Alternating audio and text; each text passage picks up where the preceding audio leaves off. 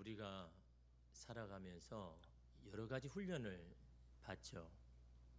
육신의 신체 훈련을 하기도 하고 내면의 평안을 위해서 또 훈련 받기도 하고 또 삶의 여러 가지 지식이 필요해서 그런 지적인 훈련을 받기도 하고 살아가면서 여러 가지 이렇게 훈련을 우리가 받는데 여러분 그 훈련의 목적이 무엇일까요?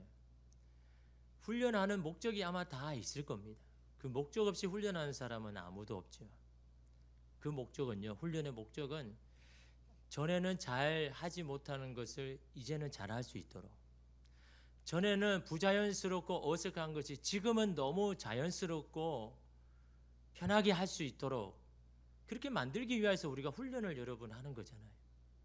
그렇지 않습니까? 그것을 위해서 우리가 부단하게 계속해서 노력을 하는데, 그래서 여러분 훈련에는 두 가지가 꼭 필요합니다. 첫 번째는 의지적인 것이고 두 번째는 반복적인 겁니다. 그래서 훈련을 이렇게 정의를 했습니다. 의지를 사용해 반복함으로써 익숙해지게 하는 것. 다시 제가 말씀드립니다.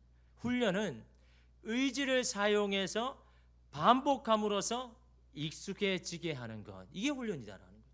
그러니까 가장 중요한 게 뭡니까? 의지를 사용해야 된다라는 거예요. 의지를 사용해서 계속해야 된다라는 거예요. 근데 여러분 이 의지는 어떤 때에 발휘됩니까? 내가 지금 할 만할 때 의지를 하는 게 아닙니다. 내가 잘 할 수 없을 때, 내가 너무 피곤해가지고 하고 싶은 마음이 없을 때, 그때 의지를 내서 하는 겁니다. 그게 여러분 의지를 사용하는 거잖아요. 내가 지금 잘 할 수 없는데 그럼에도 불구하고 그것을 다시 하게 하는, 그게 의지 아닙니까? 지금 내가 실패해도 다시 또 도전하려고 하는, 다시 일어서려고 하는 게, 이게 의지를 사용하는 거잖아요. 그냥 내가 할 수 있는 것, 그 의지를 내는 게 의지를 사용하는 게 아니죠. 내가 지금 잘할 수 없지만 그럼에도 불구하고 다시 또 하려고 하는, 도전하려고 하고 시도하려고 하는 그 마음을 다시 먹고 다시 하는 것, 이게 이름은 의지를 사용하는 거잖아요. 훈련은요 자연적으로 되어지는 게 아닙니다. 우리의 의지를 사용해야 되는 거죠. 의지를 사용해서 어떻게 합니까? 반복적으로. 한두 번 해가 잘 안 되니까요. 익숙해질 때까지 반복하는 겁니다. 계속해서 반복하는 겁니다. 뭘 사용해서요? 의지를 사용해서. 그럴 때 어느 시점에 가면요, 우리의 태도가 익숙해집니다. 편안해집니다. 그래서 어떤 상황이 왔을 때 그런 반응과 태도를 보이는 거죠. 여러분 이게 훈련의 목적 아닙니까? 그러기 위해서 부단히 내 의지를 사용해서 반복적으로 해야 되는 게 여러분 이 훈련인데, 그래서 여러분 우리가 훈련되어진 태도를 가지죠. 그 태도가 되면요, 우리가 그렇게 생각하지 않아도 우리는 이미 우리의 몸 태도는 이미 반응하게 되어 있는 겁니다. 근데 여러분 중요한 거는요, 우리의 태도만 훈련되는 게 아니라 우리의 감정 또한 훈련된다는 거죠. 우리의 감정도 여러분 훈련을 받으면요, 그 감정이 우리를 지배하고 다스리게 이러면 된다는 거죠. 여러분 사람은요 감정에 따라서 말하고 행동합니다. 그렇지 않습니까? 여러분이 마음이 지금 평안해요. 그럼 말하는 것도 그렇게 되어 있는 겁니다. 근데 내 마음이 너무 불안하고 초조합니다. 그럼 여러분의 행동도 그렇게 나타나게 되어 있는 겁니다. 내 내면에 자리하는 그 감정에 따라 여러분의 생각과 말을 하게 되는 겁니다.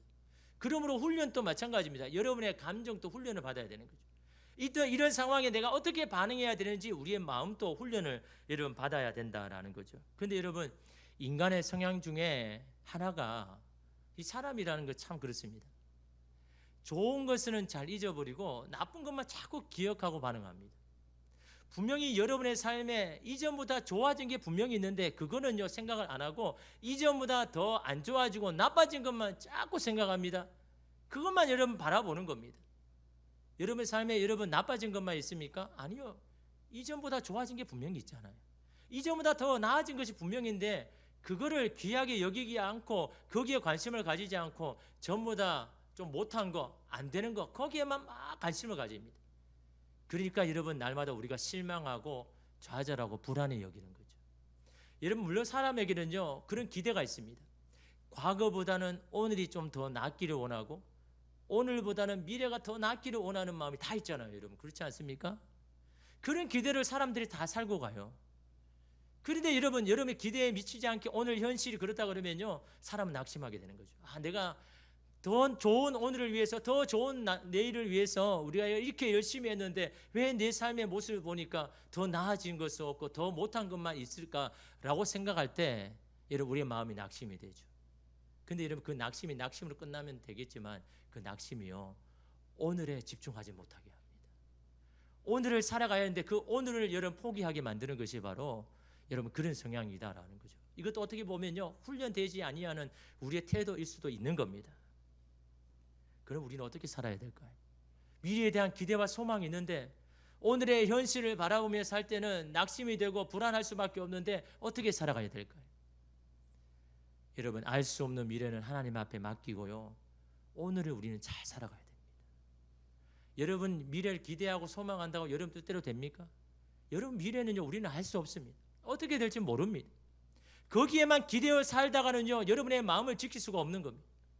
오늘을 우리에게 주신 오늘을 여러분 잘 살아가야 되는데 오늘을 잘 살기 위해서는요 한 가지입니다. 오늘에 대한 가치를 발견해야 되는 거예요. 내가 하고 있는 일을 귀하고 소중하다는 것을 깨달을 때 여러분 우리는 오늘에 집중할 수가 있는 겁니다.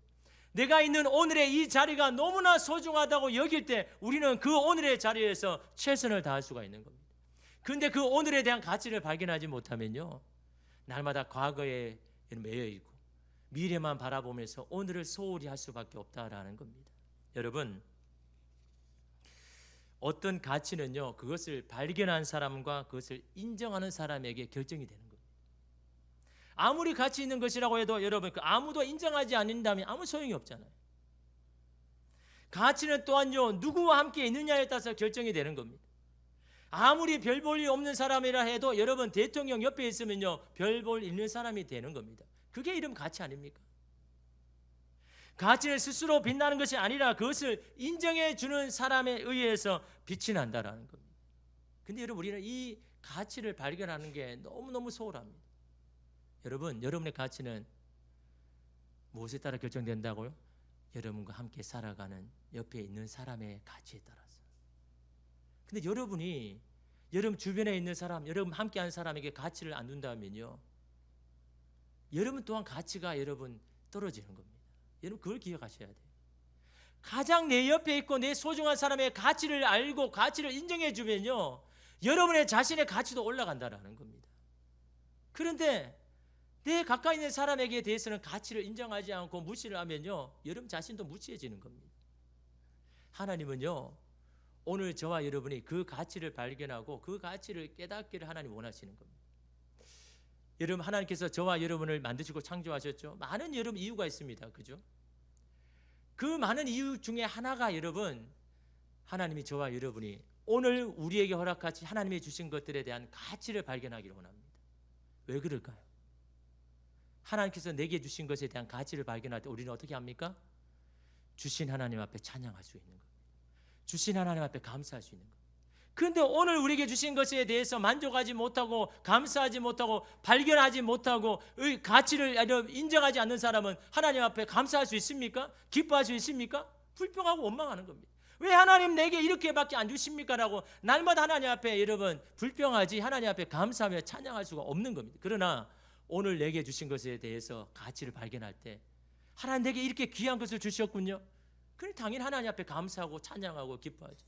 여러분 하나님께서 이 인간을 만드신 목적이 뭡니까? 저들로 하여금 내가 찬양받기 위해서 여러분 우리를 만드셨다고 하셨지 않습니까?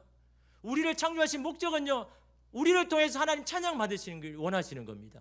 그 찬양을 받기 위해서 우리가 어떻게 합니까? 오늘을 살아가는 하나님이 주신 것에 대해서 가치를 발견해야 되는 겁니다. 귀하게 여겨야 되는 겁니다. 그럴 때 하나님을 찬양할 수가 있는 겁니다. 내 입술에 왜 찬양이 없습니까? 내 입술에 왜 감사가 없습니까? 오늘 내게 주신 것에 대해서 감사히 여깁니까? 오늘 내게 주신 것에서 귀하게 여기고 있습니까? 그것만 보면요 왜 내가 하나님 앞에 감사하지 못하고 찬양하지 못하는지를요 알 수 있는 겁니다. 여러분 그것을 우리가 어떻게 알 수 있을까요? 하나님께서 온 만물을 창조하신 후에 어떻게 하셨을까요? 여러분 창세기 2장 19절에 보면 놀라운 말씀이 나옵니다. 여호와 하나님이 흙으로 각종 들짐승과 공중의 각종 새를 지으시고 아담이 무엇이라고 부르나 보시려고 그것들을 그에게로 이끌어 가시니 아담이 각 생물을 부르는 것이 곧 그 이름이 되었더라. 여러분 이게 읽을 때마다 여러분 놀라운 말씀. 우리 인간에게 주신 하나님의 놀라운 그 특권을 아셔야 되는 겁니다. 하나님께서 어떻게 합니까? 들짐승과 각종 새들 다 만드신 후에 어떻게 합니까? 그것들을요 아담 앞으로 지나가게 합니다. 의도적으로 하시는 거잖아요. 아담 앞으로 지나가게 하고 아담이 그것을 보고 어떻게 하나 지켜보고 계시는 겁니다. 그리고 어떻게 합니까? 아담이 그 짐승과 새를 보면서 그 이름을 부를 때 하나님께서 그것을 이름으로 인정해버립니다. 여러분, 이거는요 놀라운 하나님의 우리에게 주신 특권입니다. 이름은요 그 존재의 가치를 말하는 거예요. 그 이름을 부를 때 그 존재는 가치를 얻는 거예요. 아담이 그 동물의 이름을 부를 때 그 동물의 가치가 매겨지는 겁니다. 그런데 하나님께서는 그것을 인정해 주셨다라는 거예요. 그렇게 하도록 내버려 두셨다라는 거예요. 여러분, 이게 얼마나 놀라운 여러분 특권 아닙니까? 아담이 그렇다 그러면요 오늘 저와 여러분에게도 동일한 겁니다. 아담이 하나님께서 만드시고 창조하신 것을 바라보면서 그 가치를 발견하고 그 가치를 이름으로 부를 때 하나님께서 그것을 인정하는 것처럼요 오늘 우리도 마찬가지입니다. 그러면 우리가 생각하는 사용하는 언어와 말이 얼마나 중요합니까? 우리가 어떤 마음과 의도로 언어를 사용하느냐에 따라서 그 가치가 결정이 된다는 거예요. 우리가 늘 부정적으로 말하고 가치를 인정하지 않는 대로 그대로 되게 하신다라는 겁니다.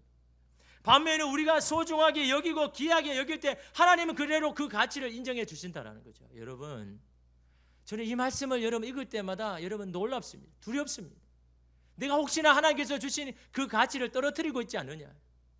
너무나 아름답게 만드시고 우리에게 주셨는데 우리가 그것을 발견하고 그것을 인정하지 않아서 그 가치를 떨어뜨리고 있지 않은지를 여러분 그 말씀을 통해서 우리가 이런 보여야 되는 거예요. 하나님께서 우리는요 오늘 우리에게 주신 것에 대한 가치를 발견하기를 원합니다. 발견한 만큼 그대로 여러분 하나님이 인정하여 주시는 겁니다. 오늘 저와 여러분이 사용하는 언어가 어떤 겁니까? 어떤 말을 자주 합니까? 하나님은요 어떤 말을 하시나 귀를 기울여 들으십니다. 아담의 이름을 부르는 것을 들은 것처럼 오늘 우리가 주로 어떤 말들을 자꾸 하고 있는지를 하나님이 들으시는 겁니다. 그 말한 대로 되게 하시는 것이 바로 이름 하나님이십니다. 여러분의 인생과 삶도 마찬가지입니다. 오늘 여러분의 인생을 어떻게 보느냐에 따라서 여러분의 가치가 정해지는 겁니다. 그런데 사람들은 어떻게 합니까? 지금 여러분에게 주어진 상황과 형편으로 그 가치를 정해버리더라고요. 눈에 보이는 것으로 판단해버리더라는 거죠. 내 눈에 보기에 가치가 없으면 그냥 가치 없는 걸로 여겨버리는 겁니다. 내 상황과 형편이 내게 좋지 않은 형편과 상황이면요 내 인생의 삶도 가치 없게 여겨져 버리는 거예요. 오늘 우리가 그렇게 하고 있지 않습니까? 내가 내 마음에 들지 아니하고 내 마음에 만족이 없으면요 그 가치 없는 사람으로 여겨져 버리는 거예요. 우리가 그렇게 판단하고 있지 않습니까? 여러분, 우리의 가치 판단이요 보이는 대로 해서는 안 되는 겁니다. 상황과 형편에 따라서 해서는 안 된다라는 겁니다. 하나님께서 내게 주셨다라고, 하나님께서 내게 주신 가정이라고, 하나님께서 내게 주신 그 일이라는 그 일과 사람에 대한 가치를 여러분 우리가 먼저 인정하고 고백해야 되는 겁니다. 그럴 때 여러분 하나님께서 그 가치를 높여드리는 겁니다. 여러분, 오늘 말씀은요 이스라엘 백성들에게도 똑같이 그렇게 말씀합니다. 너희가 하고 있는 일이 얼마나 가치 있는지를 깨달으라는 겁니다. 지금 오늘 말씀에 이스라엘 백성은요 바벨론 포로에 있다가 되돌아왔습니다. 부푼과 기대로 다시 새로운 인생을 살 수 있다는 그런 기대로 다시 예루살렘에 왔는데 시간이 가면 갈수록 낙심과 실망이 그들을 가르찹니다. 거기에 대해서 하나님께서 이 학기를 통해서 말씀합니다. 1절에 보니까요 7째 달 곧 그 달 21일에 여호와의 말씀이 선지자 학기에게 임하니라 이르시되. 7월 21일은요 추수를 마치고 지키는 절기인 이 장막절의 마지막 절기입니다. 이스라엘은 3대 절기에는요 모든 일을 그만두고 다 예루살렘에 모여가지고 그 절기를 지키죠. 그 3개의 절기 중에 이 장막절도요 굉장히 크게 여러분 이 절기를 지키는데, 이 오늘 하나님께서 말씀하시는 7째 달 그 달 21일은요 마지막 날.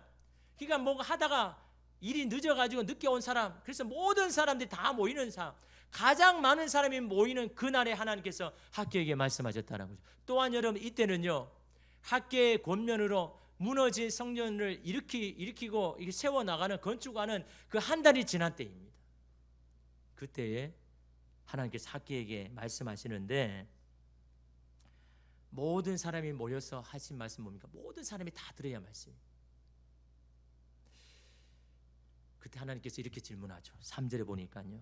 너희 가운데 남아 있는 자 중에서 이 성전의 이전 영광을 본 자가 누구냐? 이제 이것이 너희에게 어떻게 보이느냐? 이것이 너희 눈에 보잘것 없지 아니하냐? 하나님께서 이스라엘 백성들의 마음을 아는 겁니다. 이 질문의 의도가 뭡니까?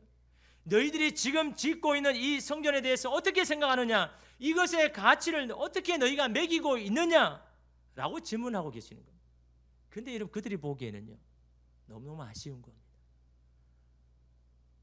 이전에 화려했던 여러분 솔로몬의 그 성전을 생각하면 지금 우리가 그들이 짓고 있는 그 성전이 너무 초라한 겁니다. 그 초라한 모습을 보고 이스라엘 백성은 어떤 마음을 가졌을까요? 여러분 그거는요 이스라엘 백성들이 이 예루살렘이 함락될 때 더 안타까운 거는요 예루살렘 성이 함락된 게 아니라 예루살렘 성전이 회파되고 무너진 것 때문에 이게 더 속상했습니다. 나라는 망해도 괜찮습니다.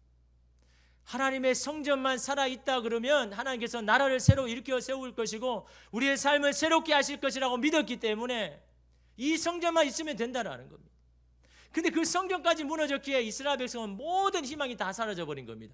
그래서 이스라엘 백성들이요 다시 돌아오자마자 그 성전을 짓는 이유가 이 성전의 예전의 영광을 다시 회복하면 우리의 삶도 다시 영광을 찾을 것이고 이 성전의 화려함을 다시 회복하면 우리의 삶도 다시 화려해질 것이다라는 그런 기대와 소망을 가지고 그 성전을 짓기 시작했다라는 거죠. 여러분 제가 사진을 한 장 가져왔습니다. 1950년 9월 3일에 찍힌 사진입니다. 이 사진은요 미국 타임즈 잡지에 실린 사진입니다. 1950년 9월 3일 북한이 이 포항이라는 지역에 직격 포탄을 다 가했습니다. 그런데 한 개 남은 건물이 있죠. 저 멀리 보시면 저 교회가 저희 모교회입니다.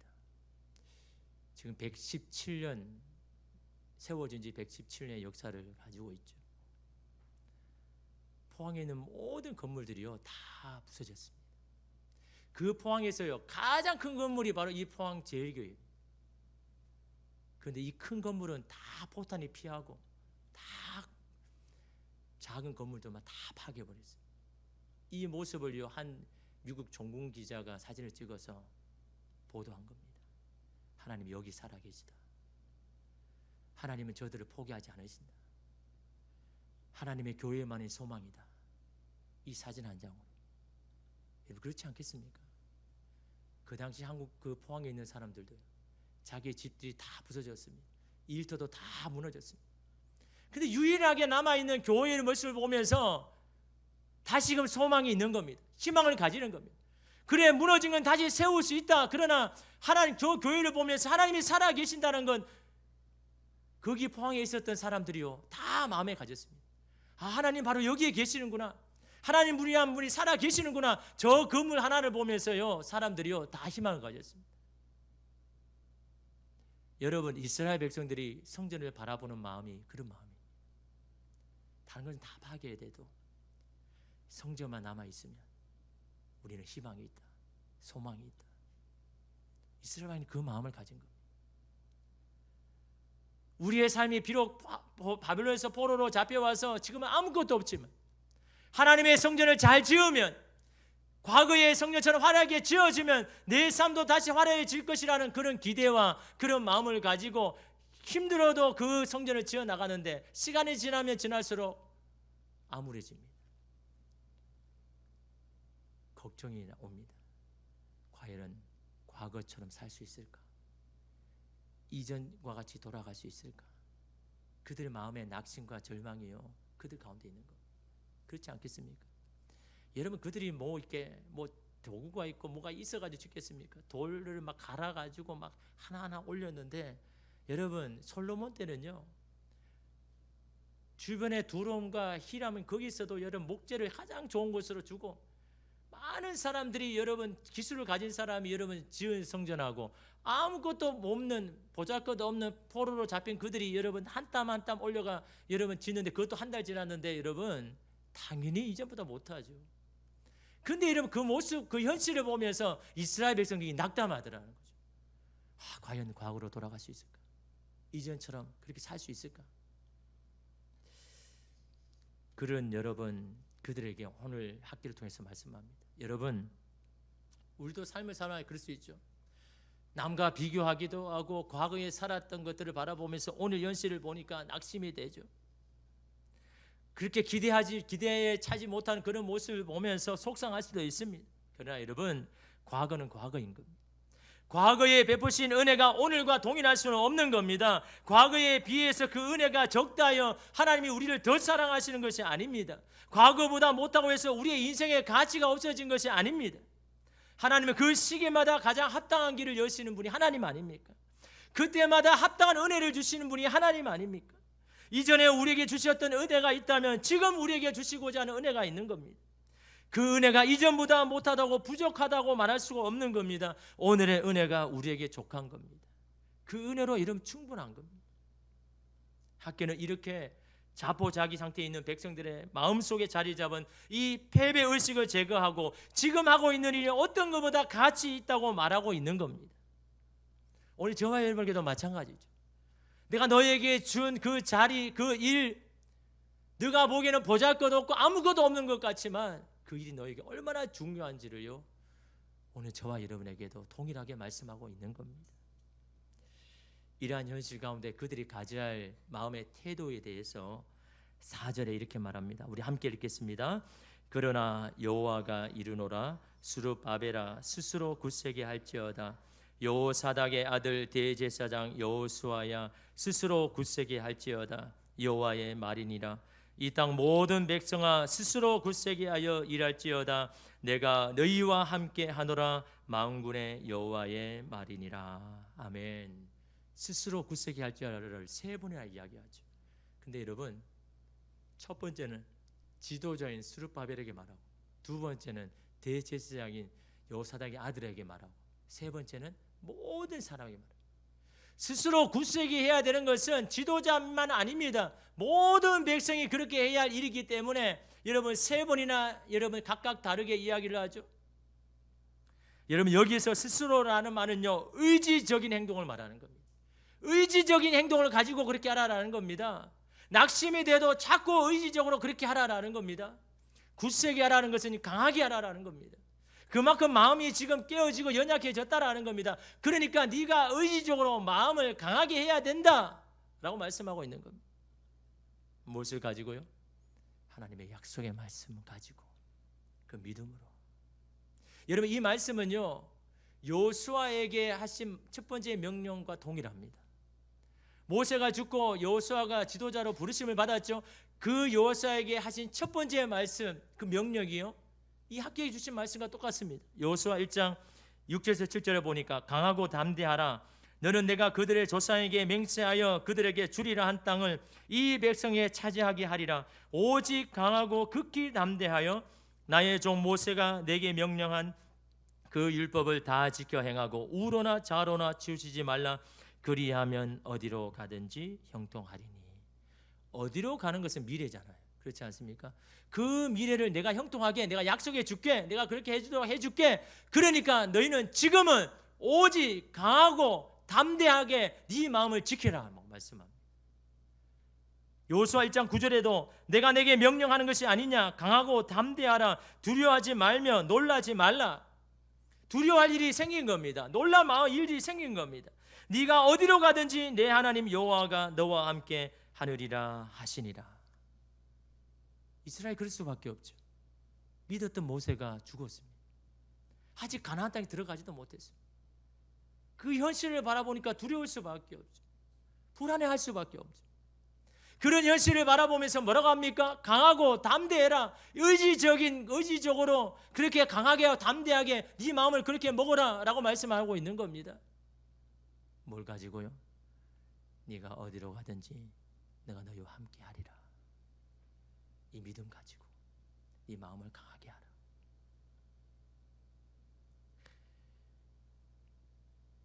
현실 때문에 약하고 깨어진 마음 그 틈으로 들어오는 것이요, 불안과 염려와 근심입니다. 현실에 만족하지 못하고 감사하지 못하고 그것 때문에 마음이 깨어지면요, 그 안에 불안, 염려, 근심이 들어옵니다. 결국 이런 감정이요, 우리를 무기력하게 합니다. 스스로 포기하게 만듭니다. 이규현 목사님이 쓴 담대함이라는 책에서요, 이 핵심 감정을 언급합니다. 핵심 감정은요, 주된 감정, 오늘 우리 안에 주로 있는 감정, 그 핵심 감정. 그런데 여러분, 이 핵심 감정이 한 사람의 행동과 사고와 정서를 지배한다고 이야기해요. 우리의 인생을 바꾸려면 이 핵심 감정을 바꾸어야 된다고 말합니다. 오늘 저와 여러분 안에 있는 핵심 감정이 뭡니까? 주된 감정이 뭡니까? 어떤 감정이 저와 여러분 가운데 가득 차고 있습니까? 우리는 그 감정에 따라서 생각하고 말하게 되는 겁니다. 인생을 바꾸려면 이 핵심 감정을 바꿔야 되는 겁니다. 현대인의 핵심 감정이 뭡니까? 불안과 두려움이죠. 이러한 부정적인 감정으로 인해서 많은 현대인이 불면증에 시달리고 신경성 질환을 여러분 겪고 있는 겁니다. 이 핵심 감정 때문에. 최근에 우울증과 공황장애가 크게 늘어나는 것은 바로 이 핵심 감정으로 일하는 겁니다. 왜 불안하고 염려합니까? 보이지 않는 미래 때문이죠. 이 현실로 미래를 판단해 보니까요, 소망이 없는 겁니다. 그래서 여러분 불안하고 근심이 오고 염려하는 겁니다. 그런데 이 불안과 두려움, 그 감정 자체를 가지고 해결하려고 하면요, 다루려고 하면 실패한다고 이야기합니다.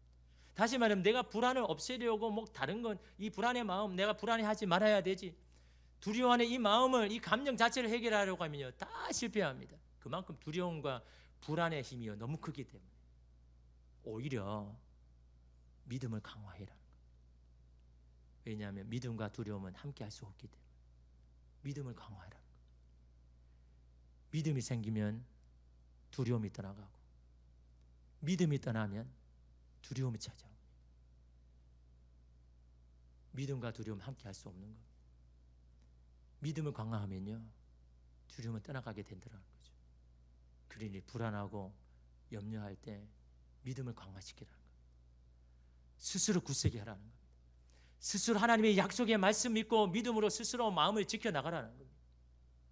의지적으로 그렇게 하라는 겁니다. 잘 되지 않기 때문에 항상 그렇게 여러분 이야기를 해야 된다는 겁니다. 하나님이 함께하는 나는 소중하다. 하나님과 함께하는 우리의 가정은 귀하다. 하나님께서 내게 주신 그 일은 어떤 것보다 소중하다. 하나님이 나와 함께 하시는 내 삶과 그 일에 대해서 여러분 믿음을 가져야 되고 가치를 여겨야 되는 겁니다. 그럴 때 우리 안에 있는 두려움과 염려는 사라지게 되는 겁니다. 오늘 말씀에도 동일하게 보이는 현실에 무너지지 말고 스스로 굳세게 해라고 합니다. 스스로 강하게 하라고 말씀합니다.